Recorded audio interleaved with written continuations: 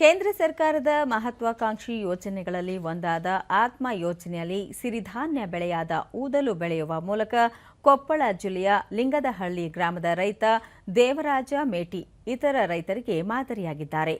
ಸ್ನಾತಕೋತ್ತರ ಪದವೀಧರರಾದ ದೇವರಾಜ ಮೇಟಿ ತಮ್ಮ 2 ಎಕರೆ ಜಮೀನಿನಲ್ಲಿ ಸಮಗ್ರ ಸಾವಯವ ಕೃಷಿ ಮಾಡಿ ಮುಂದಿನ ಯುವ ಪೀಳಿಗೆಗೆ ವಿಷಮುಕ್ತ ಭೂಮಿ ಕೊಡಬೇಕು ಮತ್ತು ಒತ್ತಡದ ಬದುಕಿನಲ್ಲಿ ಪೌಷ್ಟಿಕ ಆಹಾರ ನೀಡುವ ಉದ್ದೇಶದಿಂದ ನವಣೆ, ಸಜ್ಜೆ, ಊದಲುಗಳಂತಹ ಸಿರಿಧಾನ್ಯ ಬೆಳೆ ಬೆಳೆಯುತ್ತಿದ್ದಾರೆ.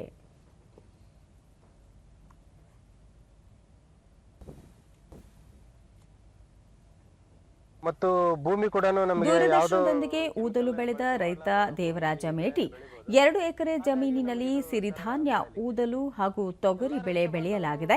ಇವುಗಳನ್ನು ಬೆಳೆಯಲು ವೆಚ್ಚವೂ ಕಡಿಮೆಯಾಗಲಿದ್ದು ರಾಸಾಯನಿಕ ಬಳಸುವಂತಿಲ್ಲ ಹಾಗೂ ಉತ್ತಮ ಆದಾಯವನ್ನು ನಿರೀಕ್ಷಿಸಬಹುದು. ಮಾರುಕಟ್ಟೆ ವ್ಯವಸ್ಥೆಯೂ ಉತ್ತಮವಾಗಿದೆ. ಹಾಗಾಗಿ ರೈತರು ಬೆಳೆ ಪರಿವರ್ತನೆ ಮಾಡಿಕೊಂಡು ಸಾವಯವ ಬೇಸಾಯ ಪದ್ಧತಿ ಅನುಸರಿಸುವ ಮೂಲಕ ಆರ್ಥಿಕವಾಗಿ ಸದೃಢರಾಗಬೇಕು ಎಂದು ಸಲಹೆ ನೀಡಿದರು. ಜಾಗೃತರಾಗಿ ಒಂದು ಹೊಸ ಬದಲಾವಣೆ ಹೆಜ್ಜೆಯನ್ನ ಇಡಬೇಕಾಗಿಂದು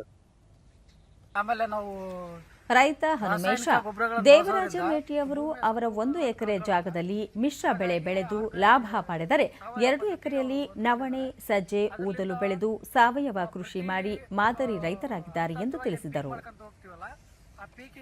ಮತ್ತು ಉತ್ತೇಜನ ಕೊಡುತ್ತಾ ಮಣ್ಣಿನ ಫಲವತ್ತತೆ ಗುಣಗಳನ್ನ ಕಳೆಯಲ್ಲ, ಇನ್ನು ಹೆಚ್ಚಿಗೆ ಮಾಡುತ್ತಾ. ಹಂಗಾಗಿ ಸಾವಯವ ಪದ್ಧತಿ ಮಾಡೋದು ಒಳ್ಳೆಯದು.